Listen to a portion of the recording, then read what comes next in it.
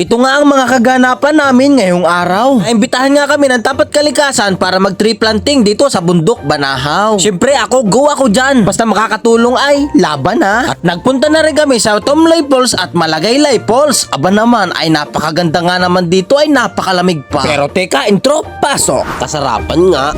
At dito nga pinuntahan ko na sila Pasaway na Mundo at Maki Vlog at si Kuya Maps. Aba naman, ako pala iniintay na dito ay. At pagdating ko nga ay nagbili muna kami ng aming makakain bago kami pumunta dun sa Lalo. Pagkatapos nga namin bumili, bumiyahin na rin kami at maya lang nandito na kami sa Tapat Kalikasan Federation. Ay wala pa pala, malayo pa pala ang aming lalakarin. Kaya naman pagdating namin dito ay naglakad na kami papunta dun sa nursery. Aba naman ay may kalayuan pala talaga ang paglalakad dito ay. Balik layo nga pala guys. Ay, grabe. Kala ko malapit lang.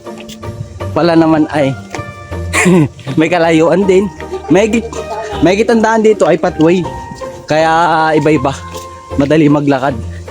Sanay na kami sa ganitong lakaran kaso mapagod nga. Pero nag-i-enjoy. At shoutout nga pala kay Kuya Ronnie Kabamungan Astrera from Barangay Abulig, Dinalungan, Aurora. Maraming salamat sa inyong support, idol. Ingat ka palagi, God bless. At sa haba-haba nga ng aming nilakad ay nakarating din kami dito sa nursery. Aba naman ay pagkakarami nga naman pala namin dito ay. At napansin ko nga dito agad yung Oplan Bantay Banahaw. Ito ang dapat. At naandito nga pala sa idol Kang Uso nyo. Aba ay napakabait niyan. At nakakatuwa nga dito at ang dami nga pala namin dumalo para sa Tapat Kalikasan tree planting. At sa puntong ito ay nag-attendance muna kami. At pagkatapos nga namin mag-attendance ay nagdasal muna kami at nagpasalamat sa lahat ng dumalo. At pagkatapos nga ay nagpicturan muna kami dito.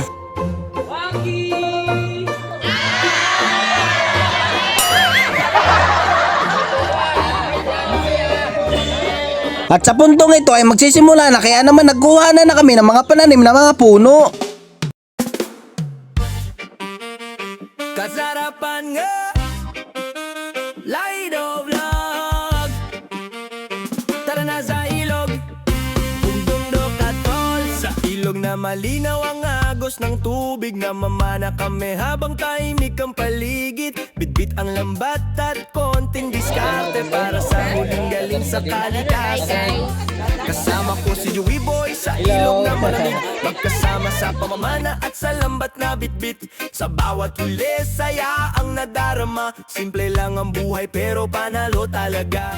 Sa bundok at falls kami naglalakbay. At pagkatapos nga namin magtanim ay nagpamanihant naman si Pasaway na Mundo. Nakita na ni Kuya.